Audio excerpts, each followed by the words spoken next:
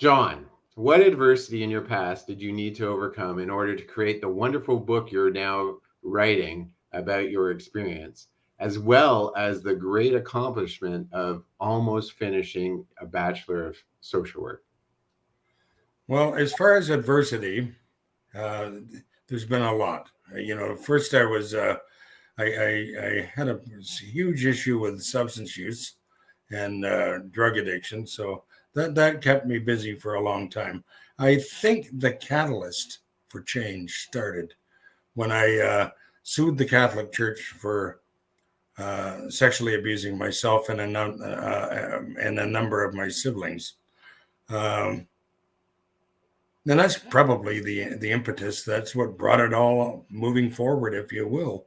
Uh, I'm just thinking about it was approximately 2004 when the case concluded, but we were 10 years prior to that, and we were the first to sue the Catholic Church in Canada to and to hold them accountable. So it was an uncharted territory. It a number of people have come forward as a result of the Swales trial, if you will, which was precedent setting. So it was a big deal, and I succumbed to in the process of this, and part of my recovery and healing was to start rethinking some of the barriers and challenges that I had faced in life, and particularly sexual abuse. So, as I thought about it long and hard, I realized that probably about 5 years ago that I really needed to look towards going to school and to become a social worker. I had, spurned or kind of tried not to do this historically, but I finally realized when Doug Ford got elected into office and all of the other things that happened, that for me to achieve the objectives that I wanted to, I needed to go back to school.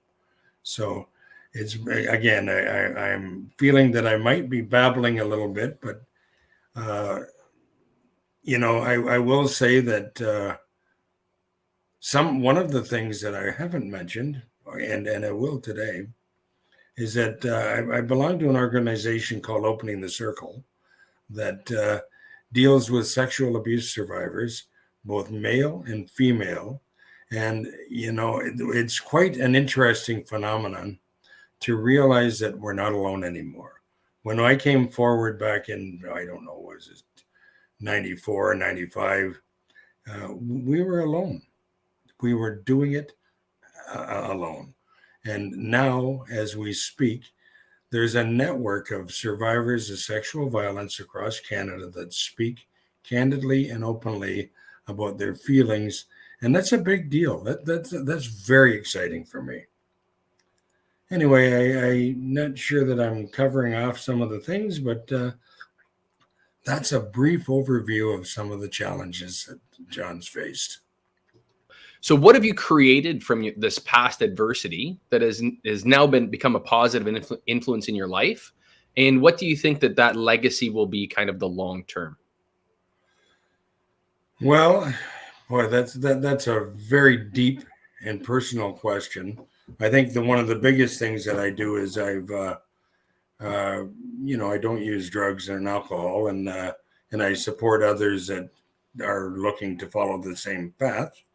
I've gone to school to accentuate my education, and when I started, for example, I was a high school dropout, and I now in sometime in June will be going through my convocation and becoming a full-blown Bachelor of Social Work person. So that's a big deal. So getting an education has been important for me, and then utilizing that education in a positive fashion. I'm working with Inova in London, Ontario, and developing voices for male survivors of sexual violence. This is a big deal. This is exciting for me. And, maybe equally as important as working on with the Opening the Circle movement that we've created is important as well. I mean, we're talking about the intimate feelings that sexual abuse survivors feel and the challenges that they face. Again, this is hopefully these are positive attributes that I bring forward. It's funny. I was thinking as you were asking the question about things.